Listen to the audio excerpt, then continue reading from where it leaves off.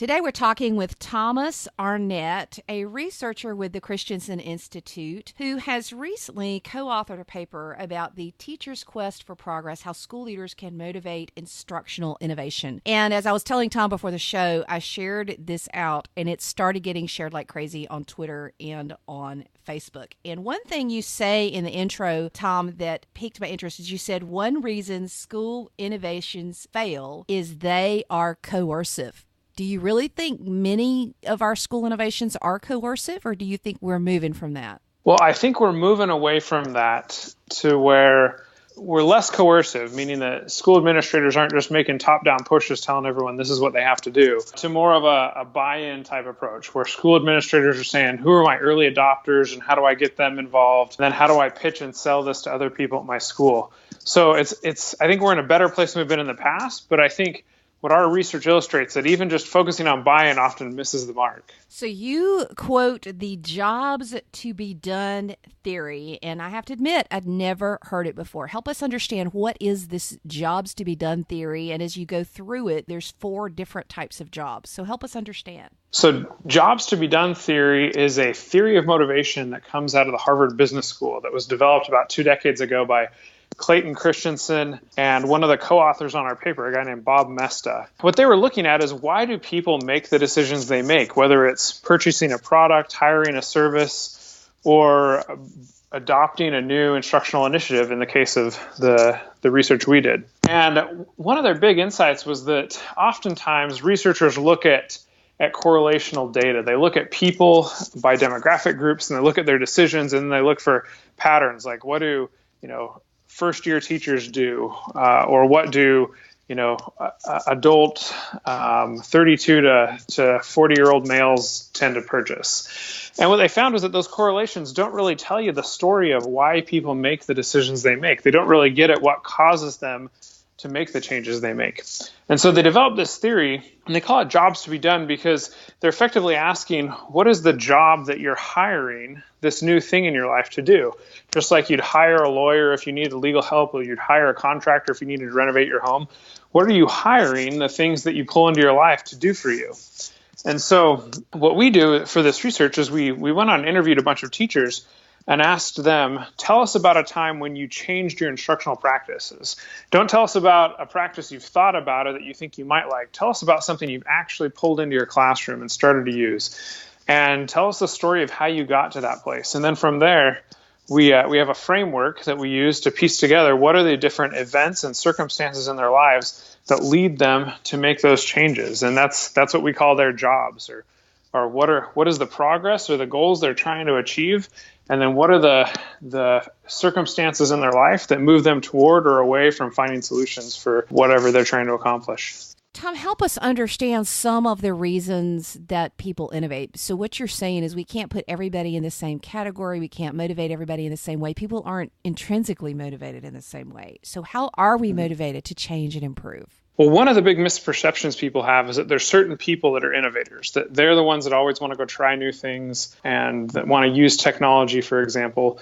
And what we really push on is that it's not people's personalities that make them innovators. It's the circumstances in their lives that push them to make changes. So, for example, one of the common misperceptions is that veteran teachers are less likely to use technology because, that people kind of use the trope of old dogs can't learn new tricks. And in our interviews, we interviewed teachers who had been teaching for, 15, 20 years who had adopted blended learning and were really on board with it and using it successfully in their classrooms. And what made them motivated to use blended learning, or we also interviewed project-based learning teachers, what made them motivated to use these new practices was that they had circumstances that led them to realize, what I've been doing in the past isn't working for me. I need something new. And these new practices fit the bill for satisfying the needs and the challenges that they were facing. Because when I look at these, there are things like, number 1, help me lead the way in school. 2, help me engage my students. 3, help me replace a broken instructional model. And 4, help me not fall behind. So there's kind of like some people want to lead and some people just don't want to be behind, huh? Yeah. And so that's another thing, too, that I think it's really great of you pointing out is that different teachers have these different motivations. Now, it's not that these aren't so much tied to their personalities, it's more based on the circumstances they're in. So, for example, the teachers that wanted to lead were often early in their careers and were, or at least early at new at their schools, and were looking to try and step up and say, hey, I'm someone who is going to make a difference, and I want to be a part of our team, not just someone who shuts the door to my classroom and goes off in my own corner. In contrast to that, the real difference between the second and the third group, the ones who were wanting to find manageable ways to engage their students versus the ones that were really wanting to reinvent their classrooms, a lot of that came down to what was day-to-day teaching like for them. If you felt like you were pretty confident and happy with the way teaching and learning worked, and you were just looking for new tricks and new strategies to reach a few of the students in your classroom that you were struggling to reach, you were often a teacher with that job number 2 of help me engage and challenge more of my students in a manageable way. But if you were a teacher that day in and day out felt like, wow, this isn't working, I'm losing most of my students, they're disengaged, they're bored, they're lost, they're having behavior issues, or it may be, we're doing okay day to day in our classroom, but these kids are not ready for the real world when they graduate. And I feel like I'm really not living up to my responsibilities because I'm not preparing them with what they really need. Those types of events in teachers' lives that brought them to that realization were the things that prompted them to that third job of, I'm really interested in making some big changes to my instructional practices. How do you help administrators or those planning professional development and who really want their schools to innovate appeal to all the different motivations or jobs? Well, one thing we say is that, it's hard to custom tailor your solution to every single different job. But there are some patterns we can see where, for example, the types of innovations that are going to work for teachers with that first job around leading instructional change, those are often types of innovations that will also appeal to that second group who are looking to engage their students. And the key is for school leaders and for professional development providers is, one, those practices need to be practical and straightforward.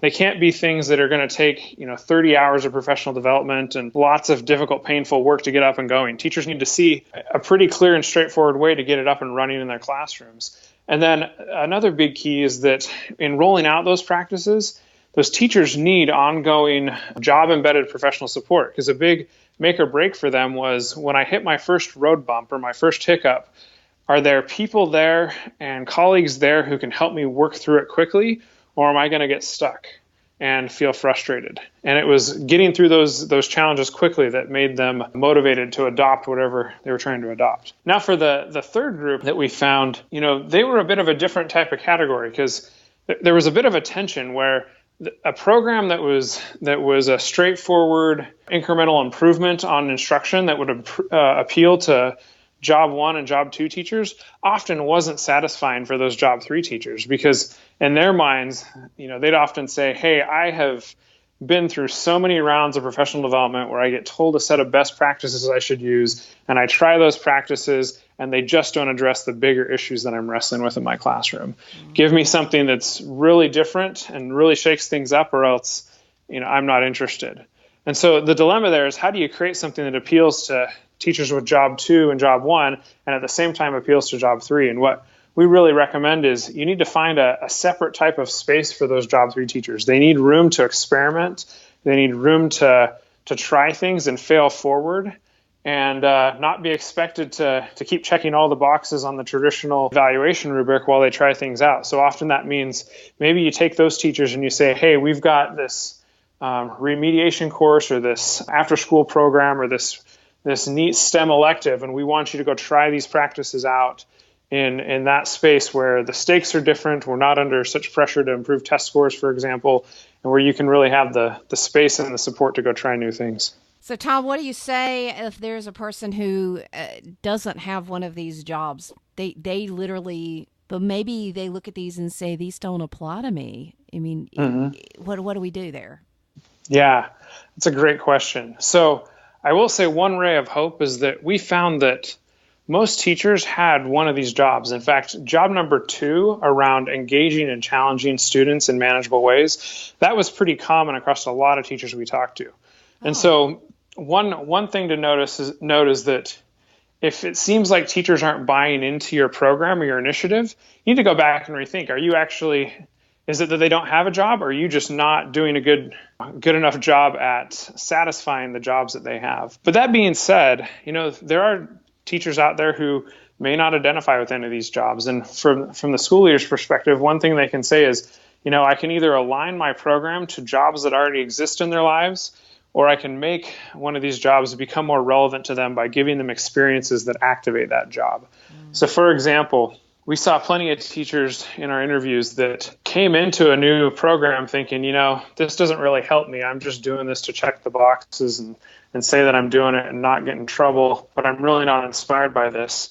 But as they had experiences where they felt successful with the new practices, and as they had experiences that helped them see, hey, here's where my students are really struggling, and here's how these new approaches help me to engage my students, often that activated job 2 or job 3 for them, where they shifted their mindset and they said, I'm really looking for ways to reach more of my students or engage a few of my students that I'm struggling to engage.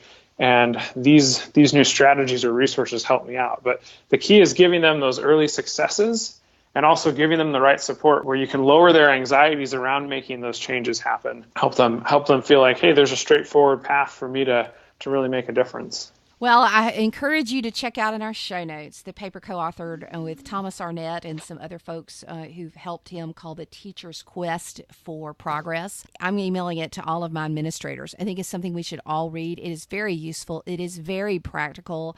And it has me thinking, Tom, I'm not sure that I know how I'm going to adjust yet, because I'm really trying to understand it. Because truthfully, at different points in my career, I have had all 4 of those different jobs as to why I've used technology. Literally all 4. So yeah. I don't think that we can stereotype a teacher and say, oh, you're a 2 or you're a 4.